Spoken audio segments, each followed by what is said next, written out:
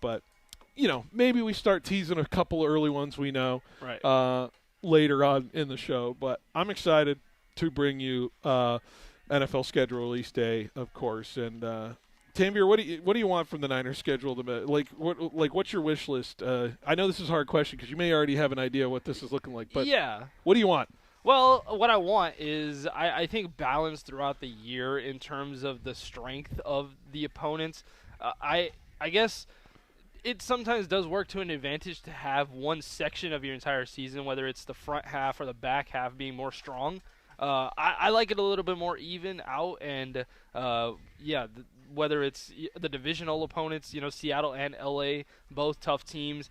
And then some of the teams, obviously the opponents have already been listed out. The AFC West being one of the opponents for the San Francisco 49ers. Broncos, Chargers, Chiefs, having those kind of sectioned off throughout the season, I think would probably be the best case scenario for the 49ers. Yeah, it's going to be interesting where it all lays down from there. If you get a string of home games potentially, or is it backloaded with home, or is it front-loaded with home games as well? Yeah, and then also the other thing, this has been a stretch of seasons that we've seen this with the 49ers, seeing teams who have bye weeks before you play them, and then which team do you play off of bye week is also something that you have to take into consideration when you To be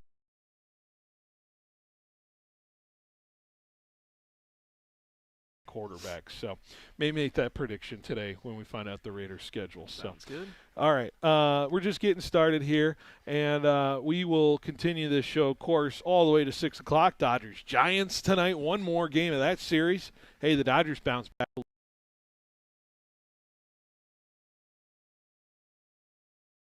little bit. So we'll get into that later today as well. Like I said, we'll talk NBA playoffs.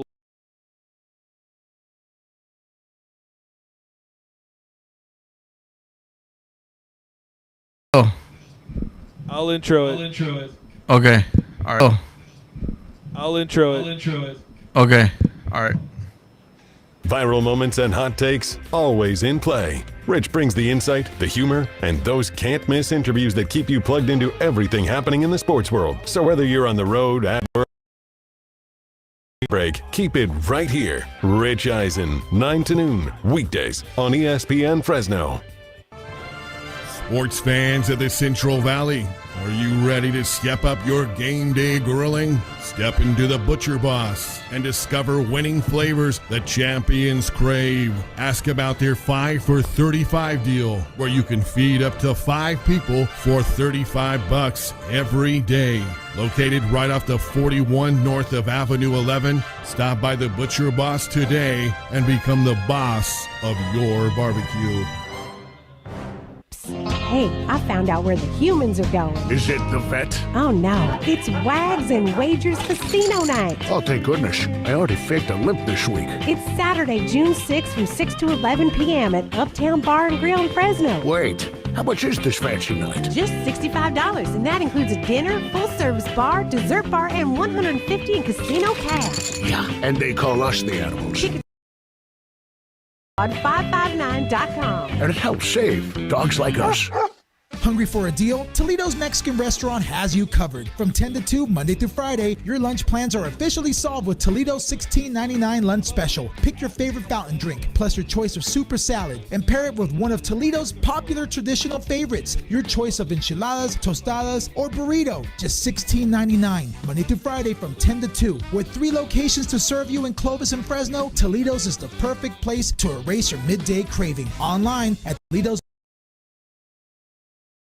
Business Bank is a proud sponsor of the Fresno State Bulldogs. Hi, I'm Susan Woosner, Senior Vice President and Manager.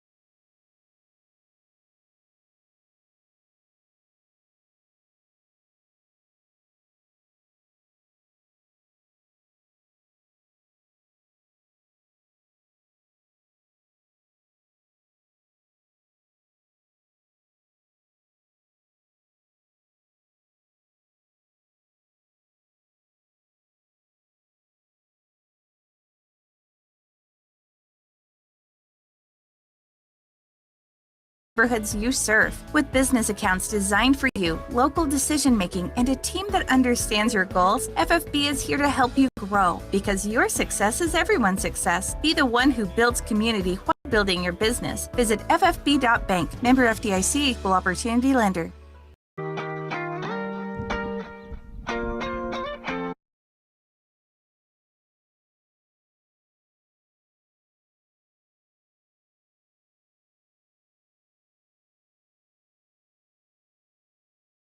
Sports leader, the Fresno Grizzlies got another win last one.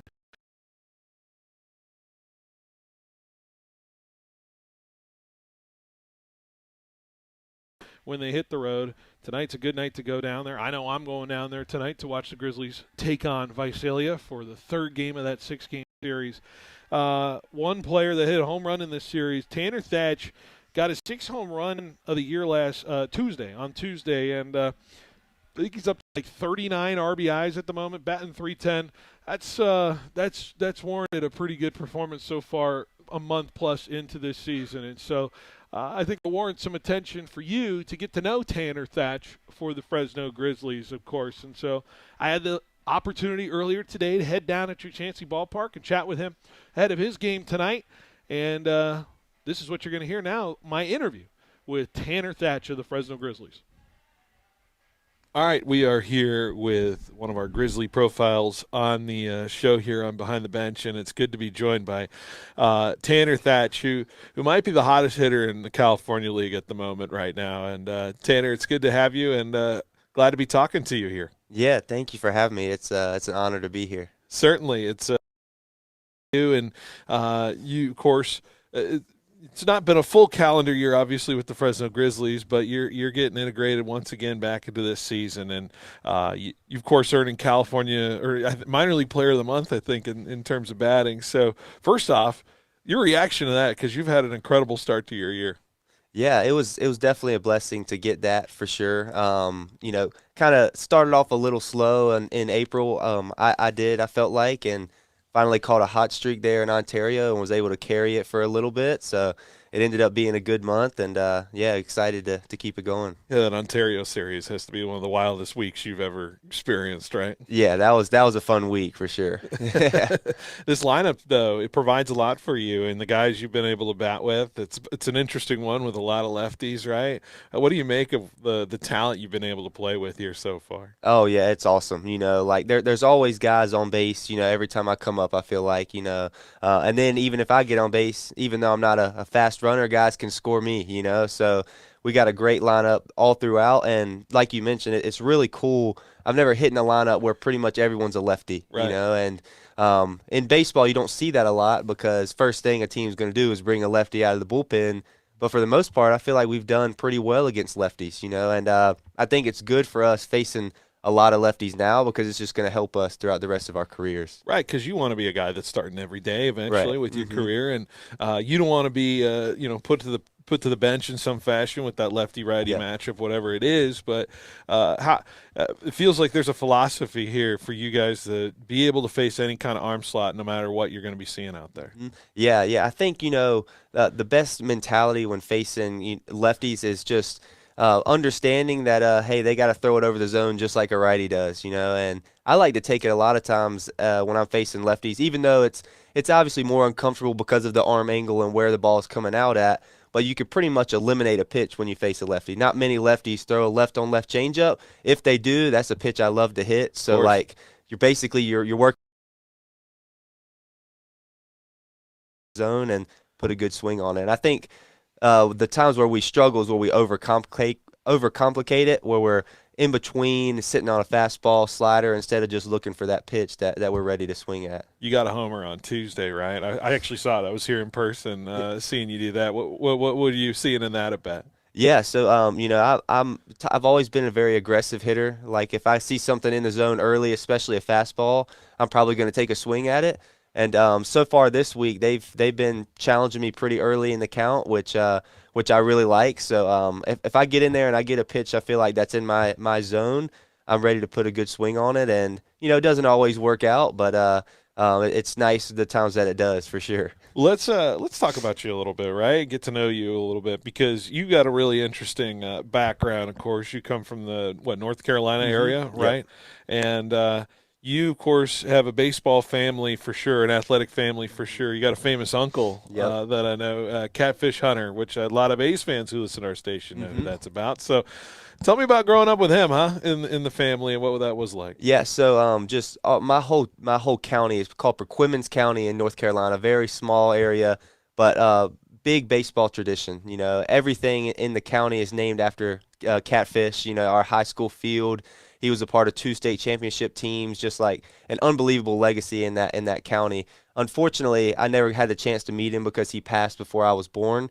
But you know, just hear so many people talking about how great a person he was, you know, in the off season would come back and coach Little League and, you know, just a great man of the community.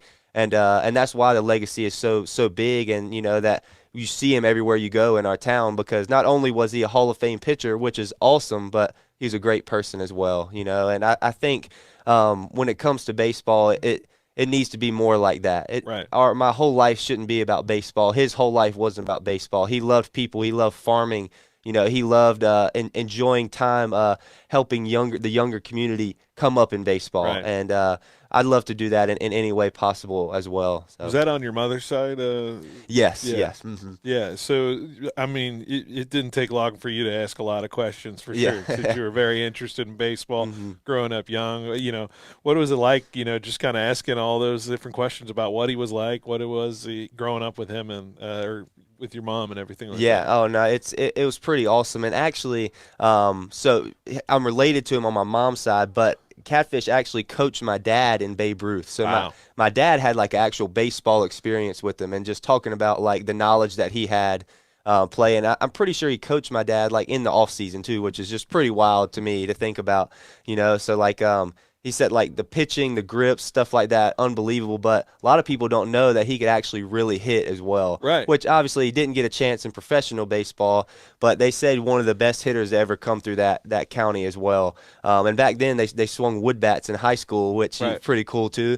Yeah, so like a lot of knowledge throughout, you know, my family in that. And my uncle, which would actually be Catfish's nephew, he was my head coach at Perquimans County High School, so he knows a ton of baseball as well. He's helped me a ton with like swing stuff, approach, as well as my dad, and they were both my coaches in high school. So it's just an awesome area to be a part of for sure. So growing up, I gotta imagine there was maybe a little pressure with the lineage of wanting to be a pitcher. Sometimes were you a 2A guy in high school? Pretty much? I was. So I 2A'd in high school. I think my senior year I threw like 80 innings, and then I went to UNC Wilmington actually as a 2-way. Right. My freshman year, I threw 2 innings, and then I think I threw 8 innings the next year.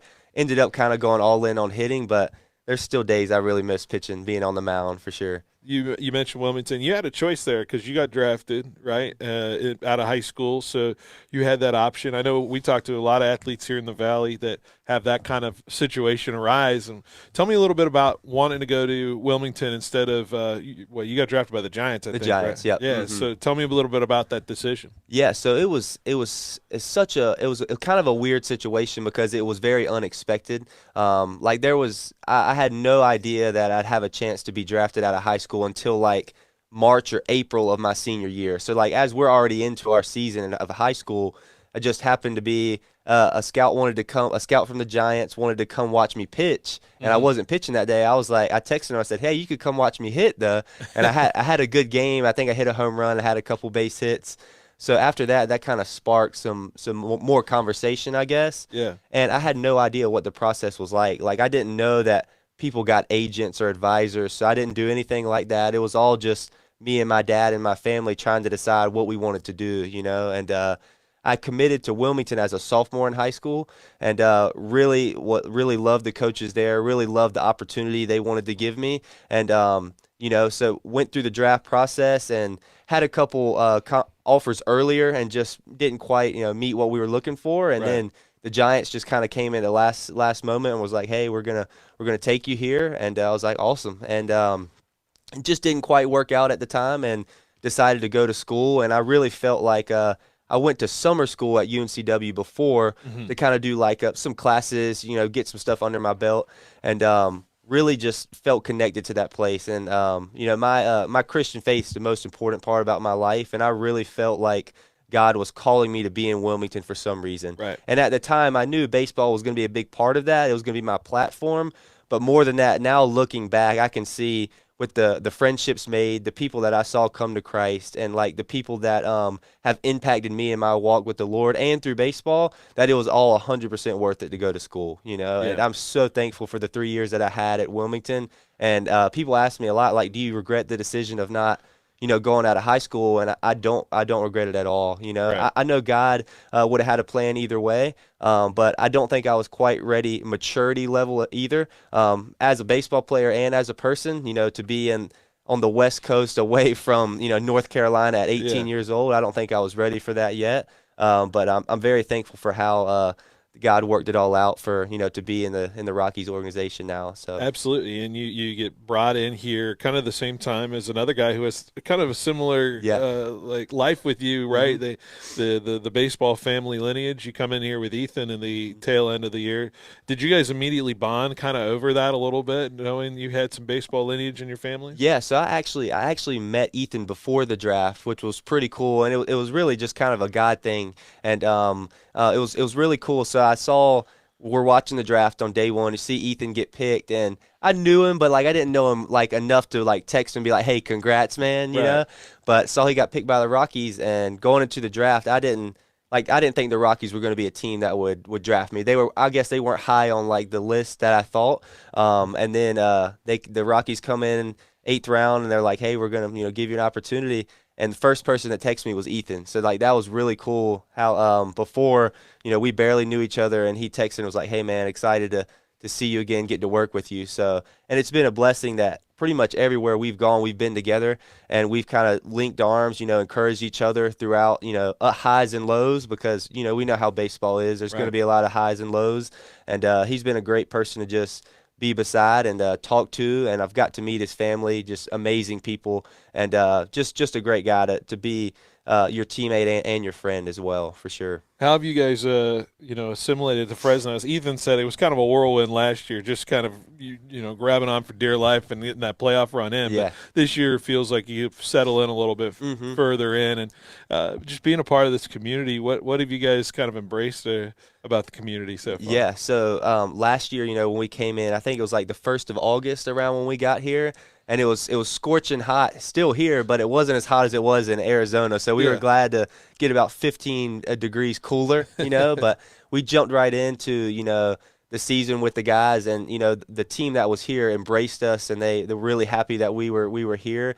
And, we got hot and made a playoff run, and that was really awesome. And getting to play in this stadium and in front of these fans, especially like when the playoffs hit, and it was like, man, this is real. This is big boy baseball right here, So like it was really cool opportunity, and I'm very thankful that we got to do that last year, and I think it kind of prepared us more for this year as well. Like you said, that when we came in, we already kind of knew what to expect.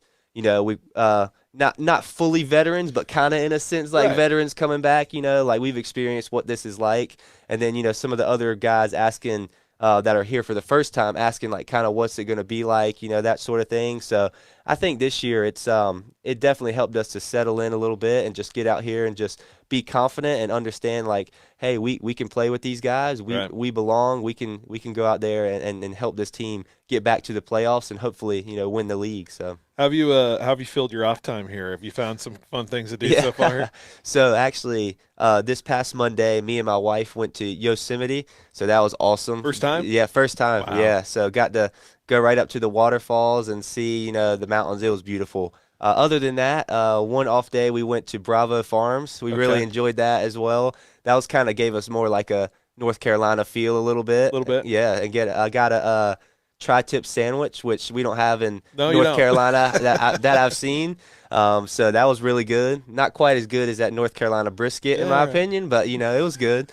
But doing that, and then we've been, me and my wife usually try to spend the day together, just kind of get some rest from, have a good off day, but still spend some time with her, just because throughout the busyness of the schedule. Right. Really, the only time we get together is in the morning, before games and stuff. Yeah. So it's been really good for I'm sure. sure it's been really nice to have her support you through this whole thing. It's too. been awesome. Yeah. Yeah, what is it? The grind, of course, and the eventual.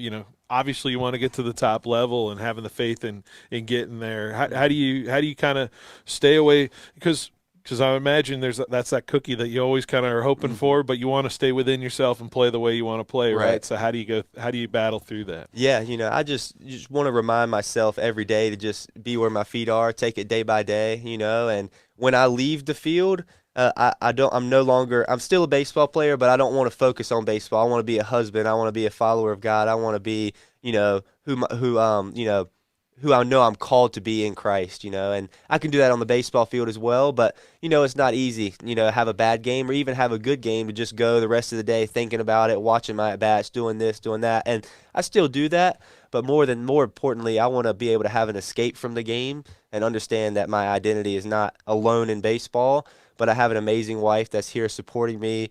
Whether I go 0 for 4 with 4 strikeouts or have a 2-home-run game, she doesn't care about that. Like, she's just there to support me and love me through it all, and that's been huge for me. I couldn't do this without her being here, so I'm so thankful that she's here. And then also just having the opportunity, like even today we're going to have a Bible study with the team, just finding those little things, escape from baseball, because it's very easy in such a long season just to become so baseball minded, and everything's about our success, our failure, this and that. Like, it's easy to be so focused on it, and when we have that escape and things that are much more important, like our faith in God, our relationships off the field, it makes baseball much more enjoyable as well. Even through the hard times, it makes it more easy to be joyful even through that, because we understand, like, it's not our identity. It's going to be okay. We're going to get through this, so. Yeah. Well, Tanner, I appreciate you taking the time to let people in a little bit, know you a little bit more.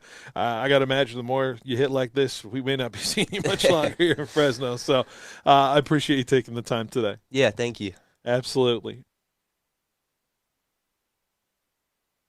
Bulldog fans, Fresno State Athletics is hitting the road for the return of the Rally in the Valley Coaches Caravan. Traveling in style thanks to RV Country. Join Director of Athletics Garrett Classy, football head coach Matt Entz, and other Bulldog coaches for Q&A sessions, photo ops, meet and greets, and Bulldogs Monday, May 18th in Turlock at Dust Bowl Brewing. Then Tuesday, May 26th in Tulare at Vehars and Bakersfield at Imbibe. The events are free and open to all ages. RSVP now at GoBulldogs.com.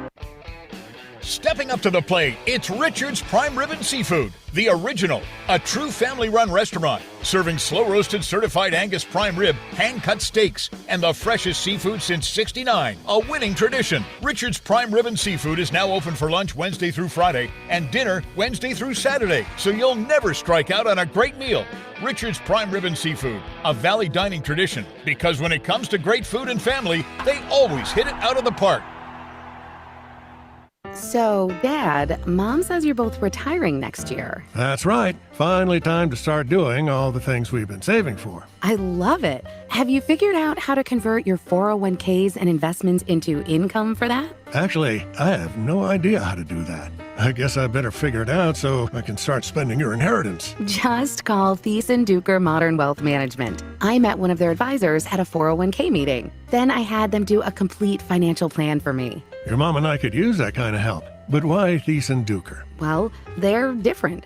They use innovative software designed to show you a detailed picture of your finances. And their advisors work as a team to evaluate your retirement options from all angles. They can help you and Mom, just like they helped me. Huh.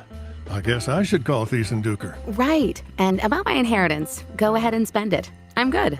The advisors of Thiessen Duker Modern Wealth Management are registered representatives with and securities offered through LPL Financial, member FINRA SIPC.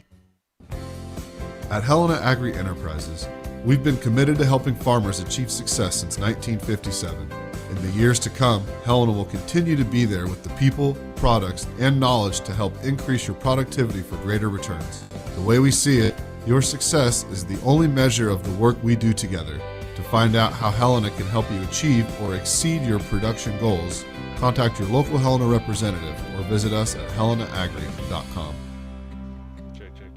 Cyber criminals stole $10 trillion from U.S. businesses last year. Did you know that 75% of businesses hit with ransomware do not survive? Is your company protected? Could your company survive a real-time cyber attack? Get a free consultation from N-Cubed Technologies today. Our team of cyber professionals are here to help and protect you from this real threat. Don't fall victim to cybercrime and risk losing your business. Contact N-Cubed Technologies today at ncubedtechnologies.com. Hey, it's Phil Benatti with Behind the Bench, and I've got to tell you something I just did to my car, and I wish I'd done it sooner. You know how your car bakes in the Central Valley sun? Feels like an oven. I went to Stereo One Warehouse and got my ceramic windows tinted. Game changer. It keeps the heat out, so my AC doesn't have to work as hard this summer. My car is cooler, more comfortable. What are we doing? I'm not blasting the AC anymore. So if you're in the Valley, go see Stereo One Warehouse. Call Daryl at 559-836-0949 and tell him Phil sent you. Ed Dina's the dealer in Dinuba that does. Not even that. Yes, he does. Tax season is over, but the upgrades are just getting started at Ed Dina's Auto Center. Now's the time to drive home in a rugged Chevrolet Silverado or step into a premium GMC Sierra. Check out our SUVs like the Chevy Tahoe and GMC Yukon. At Ed Dina's, we do more than sell vehicles. We customize them your way. With strong trade-in values, easy financing, and inventory ready to go, your next ride is waiting at EdDinasAutoCenter.com.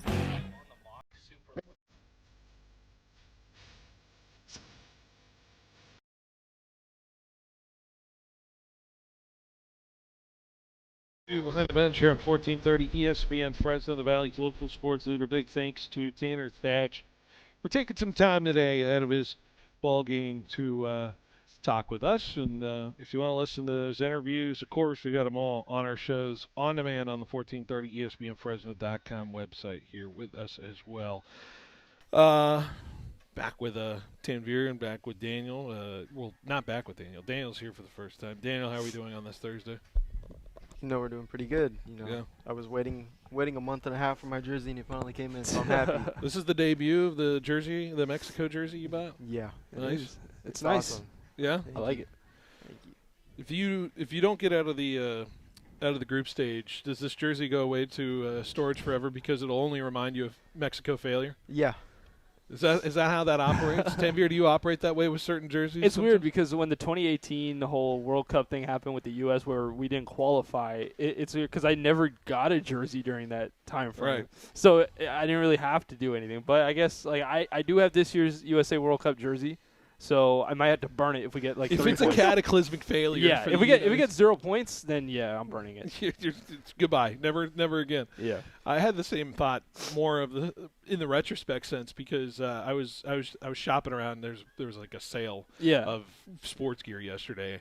So many jerseys are out now, like all across the And one of the jerseys was the Patriots Super Bowl jersey. It was a Drake May from this year's Super Bowl, and it was for $50, and it was the official one. And I thought about it really for a long time, and I could not bring myself to say. Oh, you're talking about the Fanatics whole thing, right? You saw that whole thing. Dude, they're selling Russell Wilson Broncos jerseys for $4. Come on, man. They're still trying to get rid of those. There's some Sauce Gardners out there. There was some Rodgers. Aaron Rodgers. I saw there was a discount code where like any jersey under $10 you get for free. I saw someone tweet that they copped a Trey Lance, and it was like, man, I'll be so right. This would be such a steal if things work out a certain way. I'm taking the stitching right out immediately.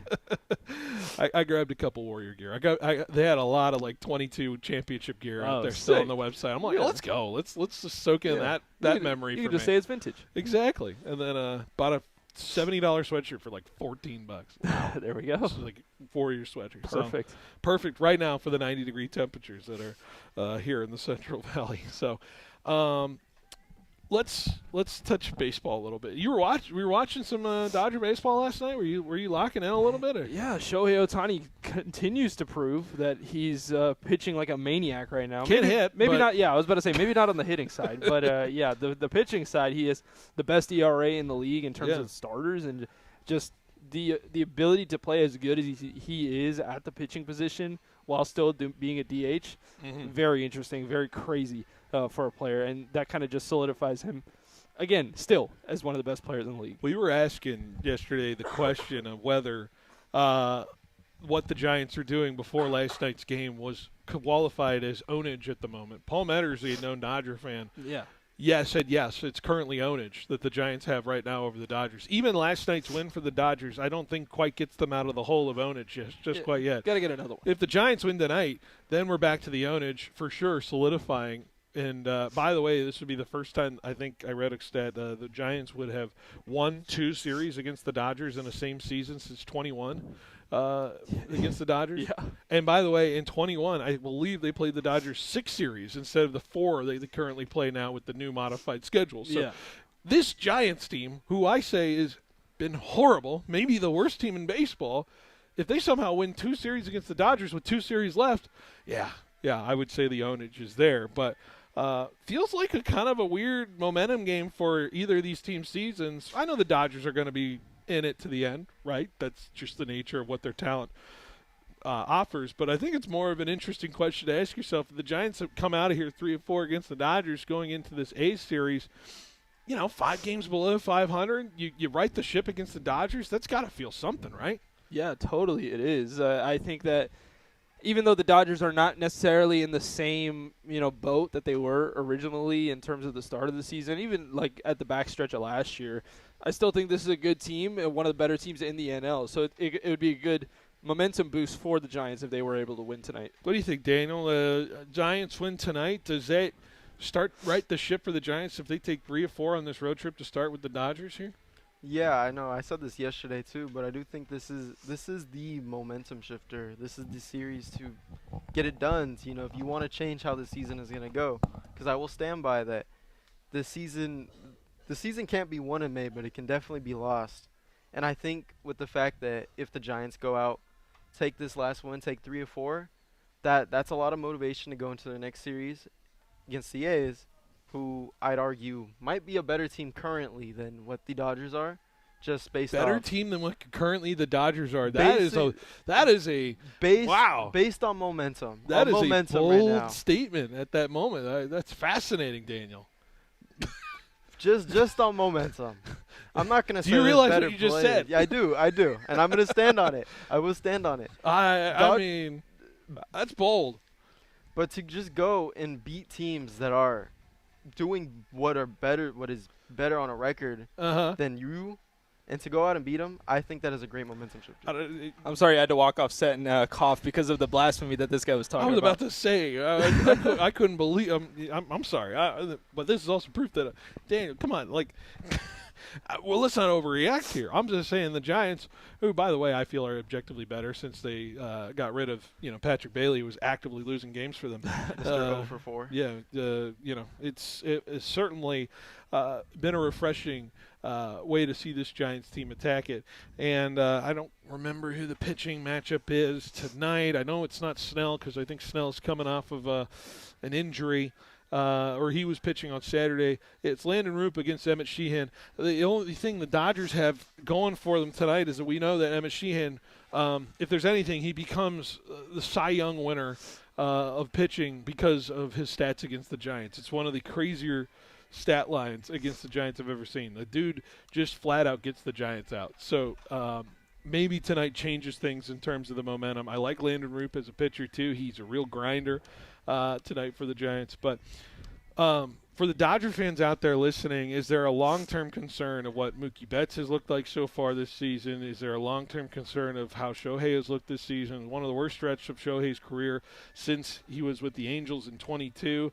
From that standpoint, I wonder if Dodger fans are sitting here clutching the pearls just a little bit because of how this stretch has gone, because of the offense and the futility so far.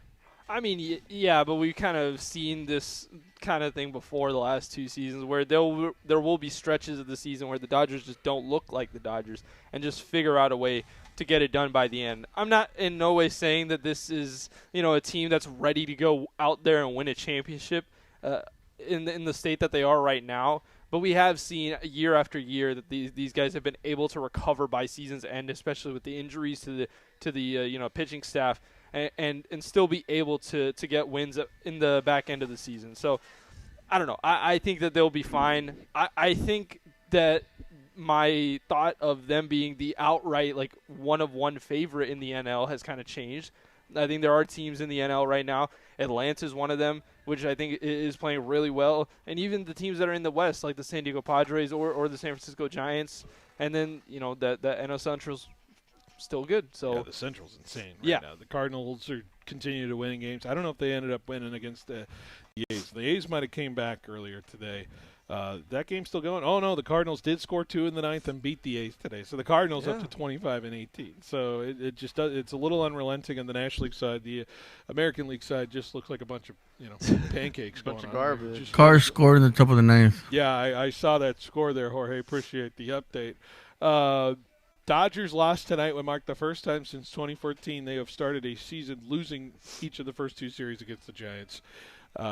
They lost 3 straight series to start the season that year against the Giants in 2014. Shohei's stats, just to back it up, 240 right now in batting average in 39 games. Be the second lowest batting average in his first 40 games of the season of his MLB career. He only batted 194 in 2020.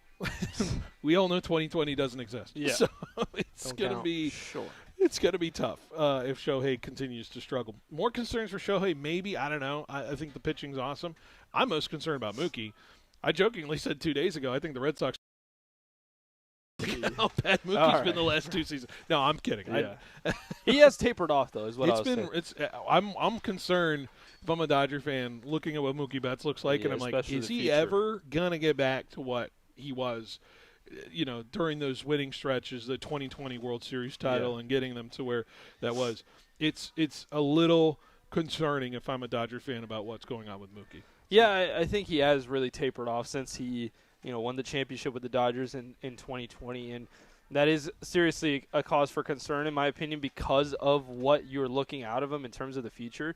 But again, the amount of talent that's on this team, they should, as a team, still be able to recover and put out good performances. For him personally, though, I think it's a little shocking how he has fallen off in terms of his play over the last couple of years.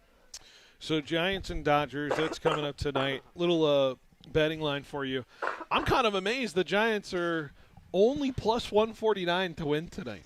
Plus 149 to win tonight. The Dodgers a favorite at minus 181. When this series started, the Giants were like a plus 280 to win on Monday, and now they're down to a plus 149 to win tonight and win the series. That's a fascinating development from that standpoint. Tanvir, did you hear the stat line that the Giants haven't had a home run from their 3-hole hitter in 228 days, calendar days? Can't get bases early on, can they? Not a single home run from their 3-hole hitter. It's just a rough patch there, isn't it?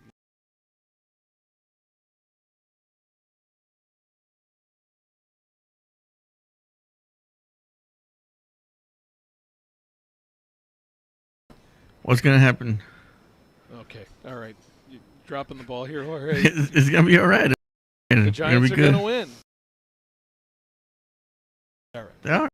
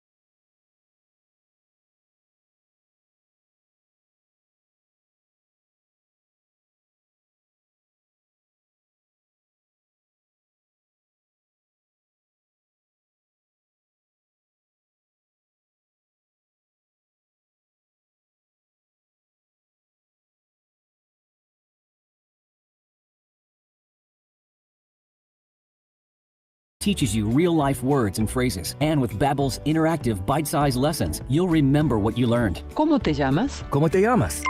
¿De dónde eres? ¿De dónde eres? No matter your learning style or experience level, Babbel has lessons designed for you that will get you speaking quickly and confidently. I tried learning Spanish before, but I couldn't stick with it until I found Babbel. There's no easier way to learn another language. Ahora hablamos español. He just said now we speak Spanish. I can't wait to use our new language skills on our upcoming adventures. Babbel, language for life, celebrating 10 million subscriptions sold. Now try Babbel for free. Just text radio to 64,000 to start learning a new language today. That's radio to 64,000. RADIO to 64,000. Your home for high school sports. 1430 ESPN, the Valley's local sports leader. KFIG Fresno. I'm Christine Lisi. Martin Keimer among those tied for the lead at the 108th PGA Championship. Scotty Scheffler, Xander Schauffele are 1 back. Jordan Spieth and Jon Rahm 2 off the lead. Rory McIlroy is 7 back after his opening round 74. The NBA, via its last 2 minutes report, said officials were correct in not calling a foul on Cleveland's Jared Allen in the closing seconds of regulation of Game 5 of that second-round playoff series. Cavaliers went on to beat the Pistons in overtime, 117-113. Opening faceoff coming up in Buffalo for a critical Game 5 in the second-round Stanley Cup playoff series for the Canadiens and Sabres, tied at 2 games apiece. Golden Knights can advance to the West Final in a matchup with the Avalanche with a win over the Ducks tonight in Game 6 of that second-round series. NFL Giants receiver Malik Nabers underwent a second procedure on his right knee this offseason, considered a cleanup procedure after he tore his ACL in. All right, Phil, we got Jackson. ESPN NFL reporter Jeremy Fowler. Not a cause of major concern, but it's never a good sign when you have multiple surgeries on a star receiver like this that you're hoping can play week 1. Now, meanwhile, did they sign another receiver? They've talked to Odell Beckham, an old friend. He's probably a little rusty, hasn't played in a while. He's very familiar with those New York Football Giants, so they could add a receiver at some point. Baseball, Juan Soto back in the starting lineup after an injury scare yesterday, hit one of the Mets' 5 home runs in a 9-4 victory over the Tigers. Chase Burns worked around a 3-error fifth through 6 scoreless innings. Reds pounded on the Nationals 15-1. Brewers beat the Padres 7-1. An RBI and 2 runs scored for Bryce Terang. Hey, it's Evan Cohen. Coming up Friday, we'll get you ready for 2 huge Game 6s in a mix. Plus, we'll have all the reaction to the NFL schedule release. It's Unsportsmanlike, 6 a.m. Eastern, right on ESPN Radio.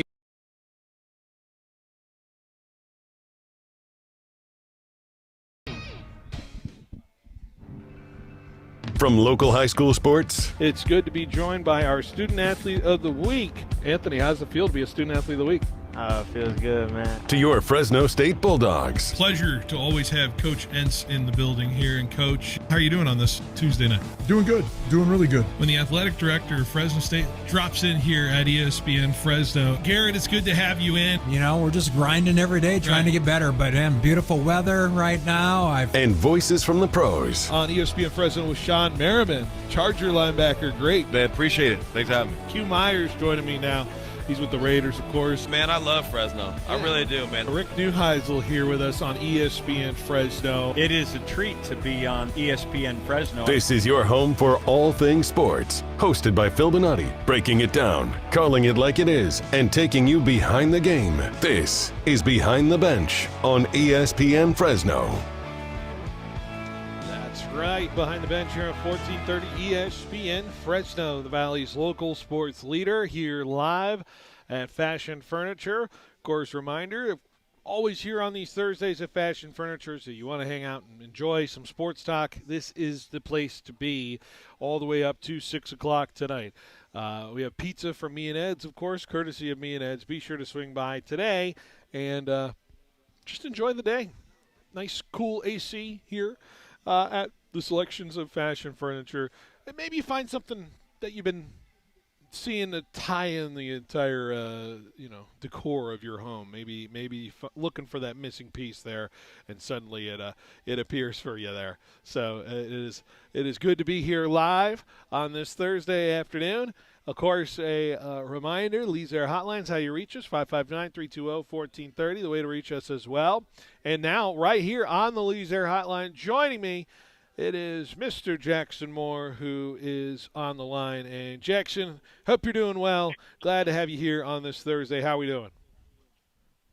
I'm doing well. Thank you for having me on. Yeah, it's good to have you. It's kind of our somewhat, unofficial monthly check-in with you here. It seems like that's kind of how the pace we've been going. Quite frequency of Tony, but it's good to have you in, of course, and talking Bulldogs. And it's slowed down a little bit in terms of the activity, but the news has been ramped up.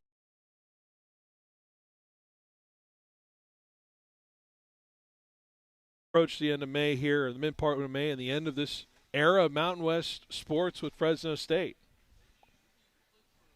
Yeah, it's been, would have, of course, liked to see it go out a little bit stronger with the bat and ball sports, but it's been definitely an active time for basketball. I think the men's team's ahead of schedule as far as refilling the roster. It probably got done a little quicker than we expected. They still have 3 spots to fill, and I think that's probably going to drag out a while, so it might take a little bit there. And of course, football never stops, and there's a whole lot of recruiting action going on. It's a fun time with so much talent in the Valley this year, and a lot of official visits coming up.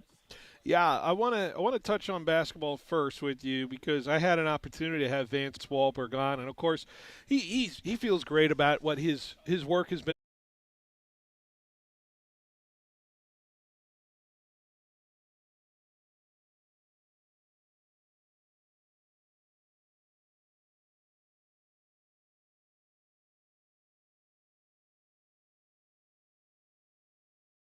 Of basketball talent here.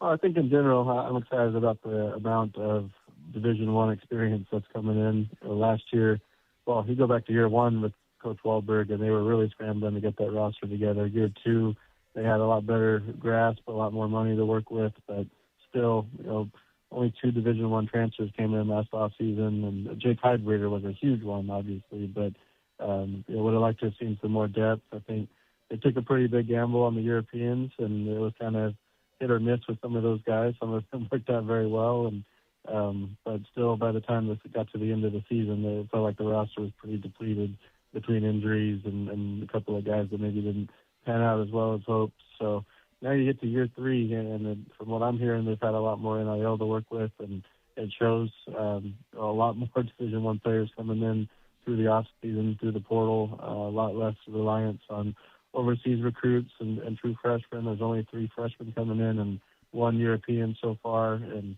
the rest of the roster is basically incoming D1 transfers. So some of them are pretty well experienced. Some of them are more highly touted recruits that maybe haven't got their shot yet. But I think in general it should be an older, more experienced group of newcomers, and hopefully that turns into a better product on the court.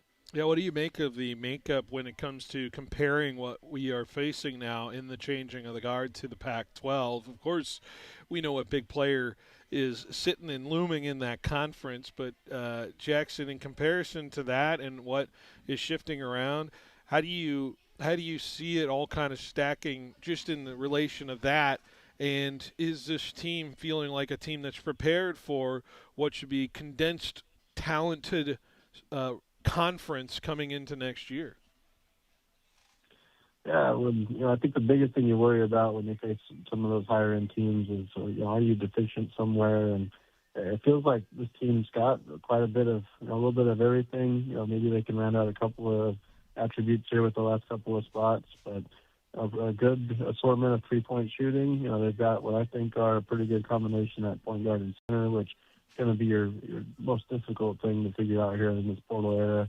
The most inflated prices. They got what I think is a really big get with KJ Perry coming from BYU to be that point guard, and Brady Hennig, center, 7-footer, who has played a lot of D1 basketball and started some big games. So still need to pad the depth there, but they've got 2 that I think you can go into most Pac-12 games and not feel like you're at a huge mismatch against anyone. And also, just feels like they're racking up a lot of talent at the other positions, which are, in a lot of ways, interchangeable in this scheme. When you're talking about the off-ball perimeter spots, most players are going to be looked at to play 2 out of the 3 spots there. So, and I feel like they're already getting pretty deep at those places. So, I think in general, when you look at the Pac-12 versus the Mountain West was already pretty challenging.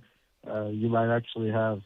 It felt like there was a kind of a ceiling where Fresno State, if you look at the net rankings, they pretty much lost all the games and against the top 75 or so. So I don't think you stress too much about having to face Gonzaga. You probably we're going to lose 2 games maybe to New Mexico anyway. That's probably would be Gonzaga in this situation. But you might have more winnable games in the bottom half of the conference, and you get 4 more non-conference games maybe to replace those wins you're counting on from Air Force and San Jose State. So I think there's a path definitely to have more wins than last year, which they're going to need to do with this staff to try to keep going on this track. But it'd probably be tough to crack the top 4 or so in the conference, even with the roster they're putting together here. You mentioned top 4 in the conference, and is that kind of the magic number of this conference, Jackson, when you think of what the percentage or the perception of the Pac-12 will be? Because I asked Vance this question: is what is the magic number that gets you considered as potential at large of this, what will be obviously a smaller conference? But you mentioned top 4. I'm assuming that's what you're referencing to, what potentially could be the threshold of you being a tournament team versus you not.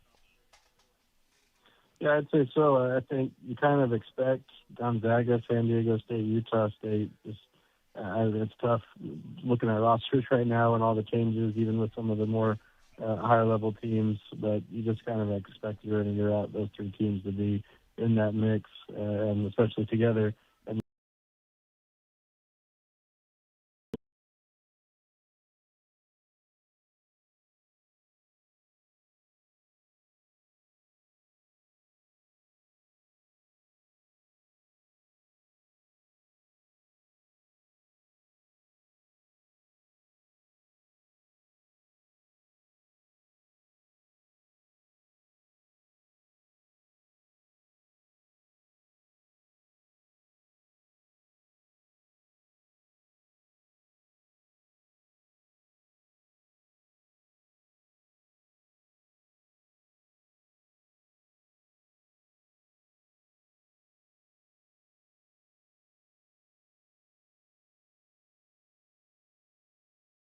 Does this hurt the Bulldogs in their chances if they do end up being a team that can get to that level? I think it probably helps the Pac-12. Just you think about San Diego State being so close and getting left out this past year, and they wouldn't have, I don't think, had it been expanded. So I know it's been getting tougher and tougher for those at-larges in the Mountain West as of late, and I would assume in the Pac-12. But you extend those extra spots. I feel like if those 3 teams are all good, it's going to be tough to keep all 3 of them out with as many teams as they're taking. And then hopefully as well, it might help the conference get a 4th in if there's a deserving team. I'm still conflicted about them expanding. I'm not a huge fan, but I'm curious to see how many of those extra at-larges are going to be hoarded by power conferences, or if it could help some of these bubble non-power conference schools get into the field. Yeah, I'm sure we will hear it from a vocal standpoint either way of how it's going to go. The jockeying for perception and position, Jackson, I don't think this quite solves the problems that the NCAA thinks it has in front of it with the expansion. There's always going to be someone feeling a little more left out than usual with this situation. You're right. You're correct in my same opinion is, I don't know if this is necessarily the answer, but this is the world we live in, and we have to play by the rules of it, right, Jackson? So I'm curious if we will see the same celebration of this or something else after the season is over. But I think we have to see it in practice, I'm imagining, as soon as this season plays out. Yeah, and I think they've got a team to be competitive, and you think about this run in the Mountain West that's gone on the last decade plus, and there was a lot of years, top 4, even top 5 in the Mountain West might get you into the tournament, and there just weren't many seasons where Fresno State was in that mix, which was unfortunate that it went that long. Of course, they earned their way in once with the conference tournament championship, but this should be another opportunity where if you're second, third, or fourth in this conference, you should be having that discussion. And just to be in that discussion would go a long way for the buzz of Bulldog basketball that hasn't been there for quite some time. Let's move to football because I know some people, of course, are excited about this season. The Bulldogs getting an opportunity, of course, to showcase what they're all about on a Friday on prime time and a major network channel, of course. Second year in a row they get that in kind of a somewhat standalone game for them. Of course, they hope it goes a little better than what it did in Lawrence, Kansas, but USC in this opportunity now. Does this change? Does this ramp up the pressure for what this Bulldog team could face on a Friday stage instead of being lost in a Saturday slate? Yeah, well, certainly for exposure, it's massive. You're going to get a lot more eyeballs with this game. That goes a long way. It's also unfortunate that it probably means it's going to be tougher for some Bulldog fans in the Valley to get down to LA on a Friday night. It's just a little bit tougher, especially for all those involved in high school football and being Bulldog fans simultaneously. Mm-hmm. Probably won't be as many red waivers in the Coliseum, but there will be a lot more eyeballs if you're watching that game. I don't think it can hurt Fresno State for the fact that USC is going to be on a short week. They're going to be playing that Week 0 game against San Jose State, so a little less time for them to get back under their feet for their second game. I don't think they're too concerned about their first two games lined up, but you kind of look for any advantage you might have here for Fresno State. And we've seen it before going into the Coliseum to open the season. It's a tough atmosphere, but they might be able to pull some advantages out of USC having a game of film on the tape already. Spring has come and gone now. You've seen the spring showcase wrap up. I think we talked kind of in the little early part of the spring practice, but in its totality, in its whole, what has stood out to you most about how the Bulldogs attacked the spring this year, and maybe how the world of college football is changing a little bit with how large this roster was and everything like that? I guess maybe I'm leading you into that conversation, but maybe I'll let you take it where you want to go with it. What stood out for you this spring for the Bulldogs? Yeah, there was a lot of interesting dynamics. I think you were the last couple of springs, you're really looking at position battles where you'd have the guys on the wrong end of those things head to the portal after spring camp, and then you'd go look for your own needs in the portal as well afterwards. And without the spring portal, I was curious to see what that was going to look like this year. And also to have all those early enrollees is basically you've got almost the whole team in already in the spring that you're going to have in the fall. But ultimately at Fresno State, I just think they approached this as staff as a developmental time. They got the team as many reps as they could, split the field in two, got the young players reps against each other as well. So it just seemed like across the board they were trying just to develop the team, not maybe focus so much on those position battles because, again, you got players that maybe in the past would have tried to get out of a situation if it looks too bad. But now it seems like the team camaraderie is even better, that there's not all these defections coming after spring camp and new faces to get to know. So I'm excited about that part. I think that's going to carry into August. And through that mix, you got to cornerbacks a spot I feel a whole lot better about now than I did at the beginning of spring. Keontae Harris and Loyal Mizan both had big springs. Jamarian Briggs also is the one guy on the team that's got some experience, and he stayed healthy, so I think that was a big deal. The D-line, just the depth there is really impressive to see once it all came together. There was about 4 D linemen that finished the year hurt last season that were all ready to go, and then a bunch of transfers that came in. The DN position looks like it's in good shape, even with Finn Claypool and Corey Foreman graduating. You feel really good about Dylan Hampton. He looked really good at the spring preview, and as well as Fione Noah getting an extra year back. Then, of course, the big picture was that quarterback, and they haven't named a starter. They've got Martin and Mandel is going to keep going into August, it sounds like. So other than that, not a lot of question marks on offense, a lot of familiar faces, a couple of holes to plug on the O-line. And I feel like if they get quarterback going and if they can stay healthy at a couple of spots where the depth isn't as deep, it's hard to find many cracks in this foundation that they've got going into 26. Fresno State, of course, excuse me, you've seen some transfers come in, like you said. You've gotten a chance to kind of go one-on-one with some of these guys. Anybody stand out to you that could be a name Fresno State Bulldog fans will be loving and hearing from in the fall? Somebody they may not know about quite yet, but could be a personality that a lot of people could get behind.